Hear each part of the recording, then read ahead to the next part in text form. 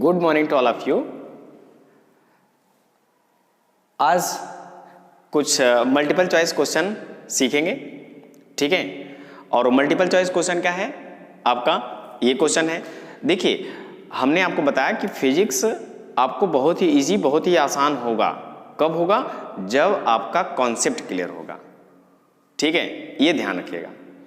और उससे जो आपके न्यूमेरिकल होंगे, ठीक है, जो आपके क्वेश्चन होंगे, चाहे वह कंपटीशन का हो, चाहे वह आपका एकेडमिक का हो, बहुत ही इजी, बहुत ही आसान तरीके से आप कर लोगे जब आपका कॉन्सेप्ट क्लियर होगा तब, ठीक है। ओके, तो देखिए आपके पास एक क्वेश्चन है और आप अपने आप को समझिए, ठीक है, और अपने आप को आंकिए, ठीक है। आप अपना टेस्ट लीजिए कि हमको कितना आता है, हमने कितना समझा है, क्या मेरा कॉन्सेप्ट क्लियर है, ठीक है। तो देखिए क्वेश्चन है आपका, what will be the deviation produce in the ray if a ray of light incident on a plane mirror, ठीक है।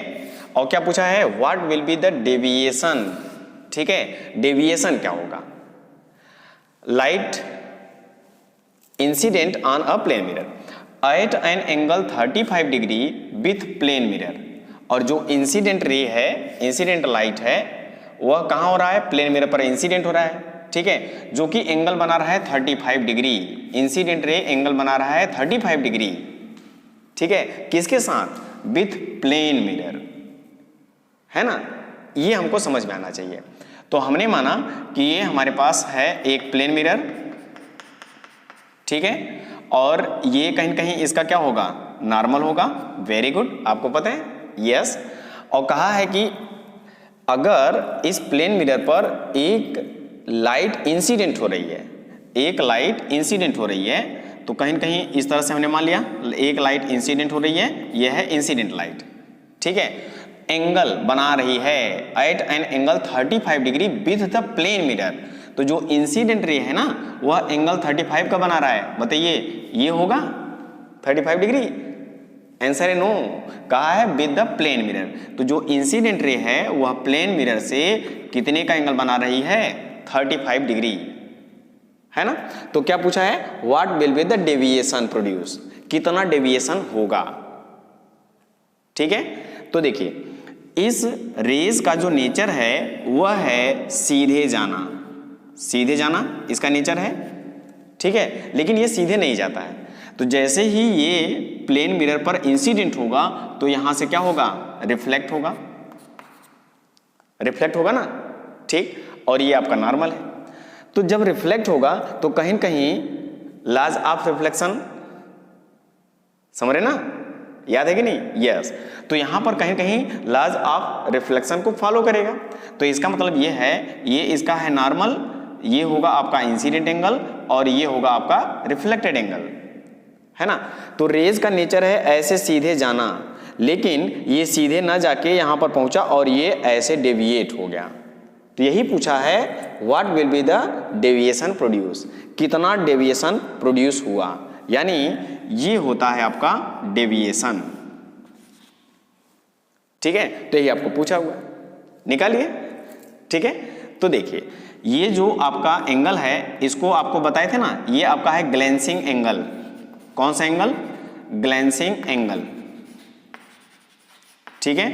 तो ये ग्लेंसिंग एंगल है, तो ये भी आपका ग्लेंसिंग एंगल होगा। तो ग्लेंसिंग एंगल किसको बोलोगे? एंगल बिटवीन इंसिडेंट रे, ठीक है, या तो और प्लेन मिरर, या फिर रिफ्लेक्टेड रे हो और प्लेन मिरर के बीच का एंगल ग्लेंसिंग एंगल। और ये जो आपका है रिफ्लेक्टेड रेज और ये जो है आपका ओरिजिनल पाथ ऑफ इंसिडेंट, इनके बीच का जो एंगल होगा उसको बोलते हैं डेविएशन एंगल, ठीक है। अब ये देखिए, तो ये है आपका 35 डिग्री और ये है इसका नॉर्मल, तो ये पूरा क्या होगा आपका? 90 डिग्री होगा ना। अब हम निकालना चाहते हैं इंसिडेंट एंगल। तो इंसिडेंट एंगल कैसे मिलेगा? तो ये है नॉर्मल यानी 90 डिग्री, 35 प्लस इंसिडेंट एंगल, ठीक है। 35 प्लस इंसिडेंट एंगल किसके इक्वल होगा?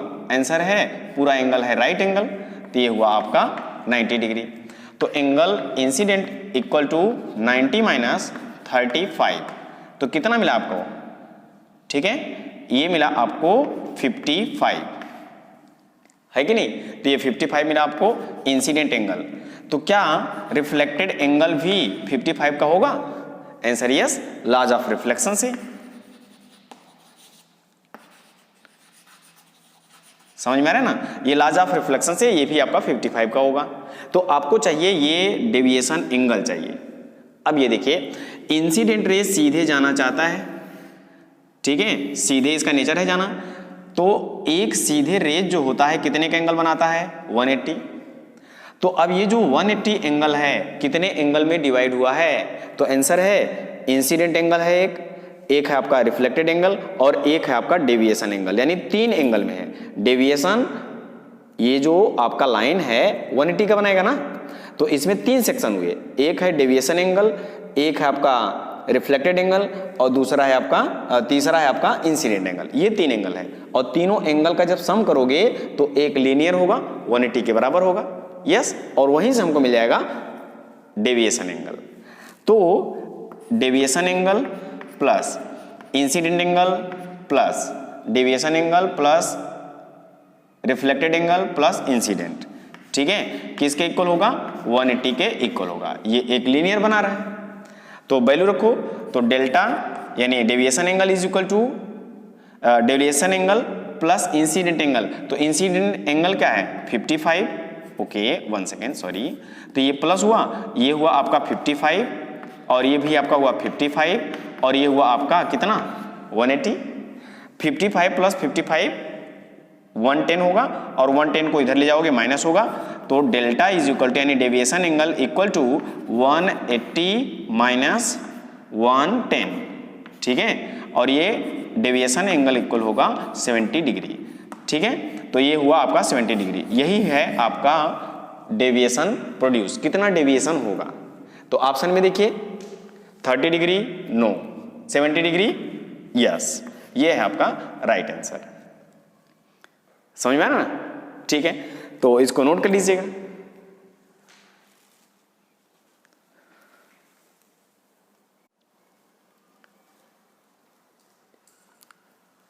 ये आपके लिए, ठीक है। दूसरा क्वेश्चन, तो दूसरा क्वेश्चन क्या है? An object 5 centimetre in length, एक ऑब्जेक्ट है जिसकी लेंथ 5 सेंटीमीटर है, is held 25 centimetre away from a converging lens, ठीक है। तो कन्वर्जिंग लेंस समझ में आता है ना? कन्वर्जिंग लेंस क्या होता है? यस, तो ये आपका कॉन्वेक्स लेंस यानी कन्वर्जिंग लेंस, कॉन्वेक्स या फिर इसे क्या बोलोगे? कन्वर्जिंग। ये हुआ आपका कॉन्वेक्स या कन्वर्जिंग। तो ये आपका क्या होगा? प्रिंसिपल एक्सिस, ठीक है। और यहां पर क्या होगा आपका? Optical centre. और यहां पर क्या होगा? F2। यहां पर क्या होगा? Very good, 2F2। और यहां पर क्या होगा आपका? F1। और यहां पर क्या होगा आपका? 2F1, है ना। तो ये है आपका कन्वर्जिंग लेंस। और कन्वर्जिंग लेंस की कैरेक्टरिस्टिक्स प्रॉपर्टी ये है कि अगर कोई भी रेज, ठीक है, कोई भी रेज प्रिंसिपल एक्सिस के पैरेलल इंसिडेंट होगा, ठीक है, तो वो कहां से होकर जाएगा? तो आंसर है फोकस से होकर जाएगा। फोकस से होकर जाएगा ना? यस। और जब फोकस से होकर जाएगा तो हम अपनी आंख यहां पर सेट करेंगे और सेट करने के बाद देखेंगे हमारे आंख में जो रेज इंसिडेंट हो रही हैं, इंटर कर रही हैं, उसको रिट्रेस करेगा और रिट्रेस करने के बाद जहां पर इंटरसेक्ट करेंगी वहीं पर इमेज बनेगा। तो हमने कन्वर्जिंग या फिर कॉन्वेक्स लेंस का इमेज फॉर्मेशन सीखा हुआ है ना। तो जो इमेज बनता है कॉन्वेक्स में वह कैसा बनता है? रियल और इन्वर्टेड, ठीक है। ये हमारा है एक कन्वर्जिंग या फिर कॉन्वेक्स लेंस, ठीक है। तो आगे है कि ऑब्जेक्ट जो है 5 सेंटीमीटर का वो कहाँ रखा हुआ है? 25 centimetre away from a converging lens. तो ये कहीं न कहीं यहाँ पर एक ऑब्जेक्ट है, ऑब्जेक्ट। तो ये जो लेंथ होता है, यह कौन सा लेंथ होता है? ऑब्जेक्ट का लेंथ यानी ऑब्जेक्ट डिस्टेंस, और यह कितना है? 25 सेंटीमीटर, ठीक है। तो इसका हम सॉल्यूशन करते हैं। तो u बराबर आपको दिया है 25 सेंटीमीटर और हमने आपको बताया, ठीक है, ऐसे न्यूमेरिकल को सॉल्व करने से पहले हम लोग जो भी वैल्यू लेते हैं विथ साइन कन्वेंशन लेते हैं। तो यहां पर जो भी ऑब्जेक्ट डिस्टेंस होगा, ठीक है, वह कैसा होता है, आंसर है निगेटिव। ये हुआ हमारा, ठीक है। और जिसका फोकल लेंथ है, उस लेंस का फोकल लेंथ है वह 10 सेंटीमीटर है। तो इसका जो फोकल लेंथ है ये है फोकल लेंथ, ठीक है। ये कितने का है, 10 सेंटीमीटर। तो जो फोकल लेंथ है वह है आपका 10 सेंटीमीटर, और फिर से हमने आपको बताया विथ साइन कन्वेंशन लेना है। तो ये जो फोकल लेंथ है कन्वर्जिंग लेंस का वह है राइट साइड यानी पॉजिटिव। तो ये रहा आपका पॉजिटिव, ठीक है। तो क्या पूछा है, find the position and nature of image. तो नेचर तो हमें समझ में आता है, कन्वर्जिंग लेंस है तो नेचर आपका कैसा होगा, रियल और इन्वर्टेड होगा, ठीक है, ये ध्यान रखना। फिर हम निकालते हैं पोजीशन। तो पोजीशन का मतलब इमेज कहां बनेगा, यानी इमेज डिस्टेंस पूछा है, ठीक। और ये हमारा लेंस है। तो अब हमको U, F, V ये तीन हमको फिजिकल क्वांटिटी हैं। तो इन तीन फिजिकल क्वांटिटी में दो फिजिकल क्वांटिटी दिया हुआ है, तीसरा हमको नहीं दिया हुआ है। और इन तीनों के बीच हम एक रिलेशन जानते हैं जिसको हम बोलते हैं लेंस फार्मूला। तो जो लेंस फार्मूला होता है वह होता है 1/v माइनस 1/u, ठीक है, इक्वल टू क्या होता है 1/f। ये हमारा लेंस फार्मूला हुआ। इस फार्मूले में रखिए आपको आंसर मिल जाएगा, ठीक है। तो देखिए, तो हमको v की वैल्यू चाहिए, v की वैल्यू, तो हम इस माइनस को उधर ट्रांसफर कर देते हैं। तो 1/v is equal to 1/f, minus था इधर हुआ प्लस 1/u, ठीक। अब सारी वैल्यू हम विद साइन कन्वेंशन रख देंगे। तो 1/v is equal to 1/f, f का value with sign convention plus, ये है प्लस 1/u, u का वैल्यू विद साइन कन्वेंशन ये रहा प्लस, और ये रहा -25। तो प्लस और माइनस ये हुआ आपका माइनस, ठीक है, ओके। तो ये हुआ 1/v इक्वल टू एलसीएम आपका 50, ओके। तो ये हुआ आपका 5 - 2। तो यहां से मिल गया 1/v इज इक्वल टू 3/50, 5 - 2 3, और ये हुआ 50। तो v की वैल्यू पूछा है तो ये हो जाएगा 50/3, ठीक है। कैंसिलेशन करिए और 1 6, ठीक है, 0.666 ये इस तरह से आता रहेगा। तो हमने 67 कर दिया, ठीक है।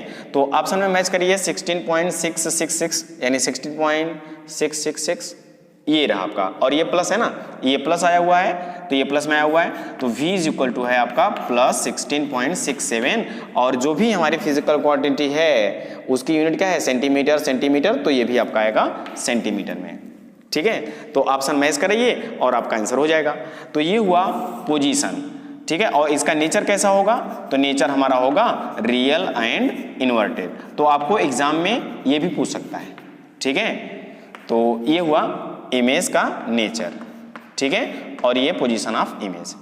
तो ऑप्शन में है प्लस 16.66 यानी 67, यस, ये है आपका राइट आंसर। और माइनस 16.67 सेंटीमीटर, ये माइनस में आया है, नहीं। सी प्लस 16.67 मीटर है ना, ये मीटर में है बट हमारा आंसर सेंटीमीटर में आया है, ठीक है। जल्दबाजी में गड़बड़ मत करिएगा, तो ये भी गलत है आपका, और मीटर ये भी आपका गलत है, ये भी आपका गलत है, राइट आंसर आपका ए, ठीक है। तो आज की क्लास बस यही समाप्त करते हैं, ठीक है। फिर से हम अगली क्लास में मिलते हैं नए न्यूमेरिकल के साथ, ठीक है, नए कॉन्सेप्ट के साथ, ओके। तो आज के लिए बस इतना ही, थैंक यू।